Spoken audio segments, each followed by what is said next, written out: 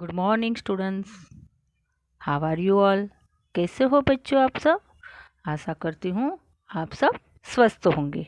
ठीक है, आज हम हिंदी में अपने अभ्यासक्रम की ओर आगे बढ़ेंगे। आज हम चैप्टर नंबर 17 जादुई चादर सीखेंगे। ठीक है, जादुई चादर पाठ सीखने से पहले मैं आपको एक छोटी सी कहानी सुनाती हूँ। ठीक है, और आप ध्यान से ये कहानी सुनना और उसके बाद मैं आपको पूछूंगी कि इससे आपको क्या सीख मिलती है। ठीक है, और आपको मुझे बताना है। ठीक है, तो चलो, कहानी का नाम है लालच का फल। किसी गांव में एक गरीब मजदूर रहता था। एक दिन उसने एक मुर्गी खरीदी। वह मुर्गी बड़ी अजीब थी।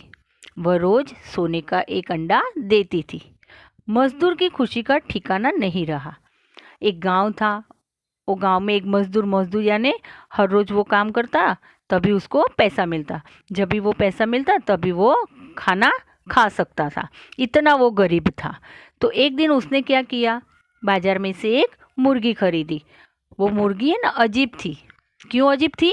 क्योंकि सामान्य मुर्गी होती है ना, वो सादा अंडा देती है। पर ये जो मुर्गी थी वो हर रोज सोने का अंडा देती थी।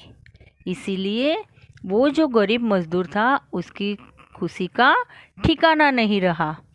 कुछ दिनों में ही मजदूर के घर की हालत बदल गई। एक दिन उसने सोचा कि मुर्गी के पेट में तो सोने के बहुत से अंडे होंगे। यदि मैं इस मुर्गी को मार डालूं तो सभी अंडे मुझे एक साथ मिल जाएंगे। मैं एकदम बहुत धनवान बन जाऊंगा। देखो, यहाँ पे क्या हुआ, मजदूर की हालत बदलने लगी। क्यों बदलने लगी? क्योंकि उसको हर रोज एक सोने का अंडा मिलता था। तो उसने सोचा कि अरे, ये मुर्गी के पेट में तो कितने सोने के अंडे हैं, वो तो मुझे एक एक देती है हर रोज। इससे अच्छा है मैं एक साथ में ही सारे सोने के अंडे ले लेता हूँ। पर कैसे मैं ले सकूँगा? तो उसने सोचा कि मैं ये मुर्गी को मार डालूंगा और उसके पेट में से सारे सोने के अंडे मैं ले लूँगा और फिर मैं क्या हो जाऊँगा, बहुत धनवान बन जाऊँगा। दूसरे दिन मजदूर ने मुर्गी के पेट को चीरकर देखा तो उसमें एक भी अंडा नहीं था। वह अपनी मूर्खता पर बहुत पछताया। उसने सोचा, वैसा ही किया उसने। उसने दूसरे ही दिन जो मुर्गी थी उसको मार डाला और उसका पेट चीरा। पेट चीरकर उसने देखा तो उसमें एक भी अंडे नहीं थे। वो तो हर रोज एक एक सोने का अंडा देती थी। तो उसने क्या किया, उसको मार डाला, पर उसको एक भी सोने का अंडा नहीं मिला। वो अपनी मूर्खता पर बहुत पछताया। यानी बच्चों, इस कहानी से हमें सीख मिलती है, लालच का फल हमेशा बुरा होता है। हमें कभी लालच नहीं करनी चाहिए। हमारे पास जितना है या हमें जितना मिलता है उसमें ही हमें खुश रहना है। तो यहाँ पे क्या हुआ, वो लालच करने गया तो उसको जो हर रोज एक एक सोने का अंडा मिलता था ना, वो भी अब नहीं मिलेगा। क्यों नहीं मिलेगा? क्योंकि मुर्गी को उसने मार डाला। ठीक है बच्चों, समझ में आया? बच्चों, आज हम सीखने जा रहे हैं जादुई चादर। Open your text book and page number 56। ये जादुई चादर कहानी से भी हमें सीखने को मिलता है। ये पाठ से हमें कुछ सीखने को मिलता है कि हमें क्या नहीं करना चाहिए। वो तो आप पूरा पाठ पढ़ोगे तभी ही आपको पता चलेगा। ठीक है बच्चों, तो चलो हम पढ़ते हैं। जादुई चादर। टीनू और वीनू शियार भाई भाई थे। टीनू और वीनू, यहाँ सियार की बात की गई है, और दोनों भाई थे। टीनू सीधा साधा, नेक दिल और दयावान था। टीनू कैसा था? नेक दिल वाला और दयावान था। वो सब पर दया करता था। दूसरी ओर वीनू चालाक और चालबाज था। वीनू चालाक और चालबाज था। एक दिन वीनू सियार जंगल में घूम रहा था कि उससे रास्ते में एक चादर मिली। क्या मिली? चादर मिली। चादर उठाकर वो घर की ओर चल दिया। यहाँ पे देखो, दो भाई की बात की है, टीनू और वीनू। टीनू सीधा साधा है और वीनू चालबाज है। तो अब देखो, जो चालबाज है वीनू, वो एक दिन जंगल में घूम रहा था। घूमते घूमते वो आ रहा था, तभी रास्ते में उसको एक चादर मिली और उसने वो चादर उठा लिया। अगले दिन वीनू सियार चादर ओढ़कर नहाने के लिए गया। उससे बड़ा आश्चर्य हुआ कि आज सारे जानवर बड़े बेफिक्र होकर उसके पास से गुजर रहे थे। अब आप दूसरे दिन उसने क्या किया, वो नहाने के लिए, बहुत ठंडा था तो वो चादर ओढ़कर नहाने के लिए तालाब की ओर चला गया। पर उसको आश्चर्य हुआ। क्या आश्चर्य हुआ? जो जानवर उससे डरते थे, उसके सामने नहीं आते थे, उसको देखकर भागते थे, वही जानवर आज बेफिक्र, बेफिक्र यानी बिना चिंता के, कोई टेंशन नहीं, किसी का डर नहीं, तो वो बेफिक्र होकर उसके पास से गुजर रहे थे। देखो मैंने यहाँ पे जो अंडरलाइन की है ना, वो आपको नोटबुक में लिखना है क्योंकि ये न्यू वर्ड्स है। चलो आगे बढ़ते हैं। उसने पानी में घुसने से पहले जैसे ही चादर को उतारा, उसके आश्चर्य का ठिकाना न रहा। अब वो नहाने गया। नहाने के लिए उसने क्या किया, अपने शरीर पर जो चादर ओढ़कर आया था ना, उसको उसने निकाला तो उसने क्या देखा, उसके आश्चर्य का ठिकाना नहीं रहा। क्यों नहीं रहा? क्योंकि सारे जानवर जान बचाने के लिए इधर उधर भागने लगा। देखा, पहले जब वो चादर ओढ़कर आया था तो सारे जानवर बेफिक्र होकर बिना डरे उसके अगल बगल में घूम रहे थे, उसके पास से जा रहे थे। पर जैसे ही वीनू सियार ने अपने शरीर से चादर को उतार दिया, वैसे ही उसको देखकर सारे जानवर अपनी जान बचाने के लिए इधर उधर भागने लगा। तब भी वीनू तो बहुत चालाक था, चालबाज था, उसको तो समझने के लिए देर नहीं लगी। वीनू समझ गया कि जरूर इस चादर का चमत्कार है, जिसको ओढ़ते ही वह अदृश्य हो जाता है। तो समझ में आया बच्चों यहाँ तक कि जो चादर उससे मिली थी रास्ते में, उससे वो जब ओढ़ता था तब वो गायब हो जाता था, और जब वो अपने शरीर से चादर निकाल देता था तब वो सबको दिखाई देता था। ठीक है, चलो आगे देखते हैं फिर क्या हुआ। वह जल्दी से अपने भाई के घर जा पहुंचा। किसके घर गया? भाई। उसका भाई कौन था? टीनू। उसने टीनू को वह चादर दिखाई और प्रसन्नता से बोला, देखो भाई, इस जादुई चादर को ओढ़ने वाला अदृश्य हो जाता है। उसने अपने भाई से क्या बताया?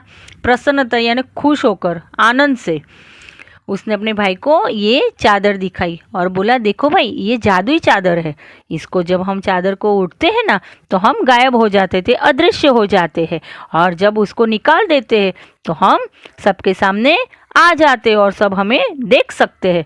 पर जब हम चादर ओढ़ते हैं तब हम किसी को दिखाई नहीं देते हैं। अब देखो वीनू अपने भाई टीनू से क्या कहता है, उसको चादर मिली ना तो उसके तो तेवर ही बदल गए, इसकी सोच बदल गई। देखो वो क्या सोचने लगा अपने दिमाग में। वो अपने भाई से बोल रहा है, मैंने सोचा है कि क्यों ना इसकी मदद से मैं जंगल के राजा को मारकर खुद जंगल का राजा बन जाऊं।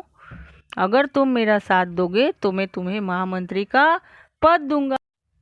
तो उसने अपने भाई टीनू से कहा, देख टीनू, मैं सोच रहा हूँ कि ये जो अपने जंगल का राजा है, जंगल का राजा कौन होता है? शेर। क्यों होता है? क्योंकि वो बहुत शक्तिशाली होता है ना, और सारे जंगल के प्राणी उससे डरते हैं। ठीक है, तो बोला कि मैं इस राजा को मारकर खुद जंगल का राजा बन जाऊं। और उसने कहा अपने भाई से, अगर राजा को मारने के लिए अगर तुम मेरा साथ दोगे तो मैं तुम्हें क्या बनाऊंगा? महामंत्री। देखो महामंत्री के नीचे भी मैंने अंडरलाइन की है, तो मैं आपको महामंत्री बनाऊंगा। लेकिन टीनू जो था वो सीधा साधा, नेक दिल और दयावान था। उसने तो अपने भाई से बोल दिया, क्या बोल दिया? चलो देखते हैं। भाई वीनू, मुझे महामंत्री पद का कोई लालच नहीं है, क्या कहा टीनू ने वीनू से कि तू मुझे बोलता है अगर राजा को मारने में मैं तुम्हें मदद करूंगा तो तू मुझे महामंत्री बनाएगा, महामंत्री का पद देगा, पर मुझे महामंत्री पद का कोई लालच नहीं है। यदि तुम मुझे राजा भी बना दोगे तो भी मैं नहीं बनूंगा, क्योंकि अपने स्वामी से गद्दारी मैं नहीं कर सकता। अपना राजा है ना, उसका राजा है जंगल का, और अपने राजा से कभी गद्दारी नहीं करनी चाहिए। तो उसने बोला कि मेरे स्वामी से मैं कभी गद्दारी नहीं कर सकता। मैं तेरा ये जो तेरा है प्लान, ये जो तेरा है युक्ति, उसमें मैं तुझे साथ नहीं दूंगा। और मैं तो तुम्हें भी यही सलाह दूंगा कि तुम्हें इस चादर का दुरुपयोग नहीं करना चाहिए। तुम्हें जो ये चादर मिली है ना, तो ये चादर से अच्छे अच्छे काम करना चाहिए। ये दुरुपयोग चादर का नहीं करना चाहिए। ये तू चादर का दुरुपयोग कर रहा है, मतलब तू राजा को मारने के लिए सोच रहा है। वीनू गुस्से में गुनगुनाते हुए वहाँ से चला गया, क्योंकि टीनू ने मना कर दिया। वीनू को बहुत गुस्सा आ गया और वीनू वहाँ से चला गया। अब देखो टीनू कैसा था? अच्छा लड़का था, अच्छी सोच थी उसकी, सीधा साधा और दिल वाला था, दयावान था, और किसी को हर बार हेल्पफुल बनता था, मदद करता था। तो उसके जाने के बाद टीनू ने सोचा अगर वीनू जंगल का राजा बन बैठा तो अनर्थ हो जाएगा। देखो अनर्थ के नीचे भी मैंने अंडरलाइन की है, अनर्थ यानी मुश्किली। अनर्थ हो जाएगा।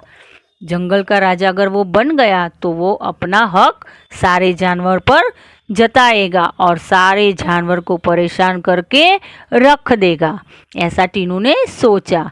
तो ये अगर राजा बन गया तो अनर्थ हो जाएगा जंगल में, सारे जंगली जानवर को ये परेशान करके रख देगा।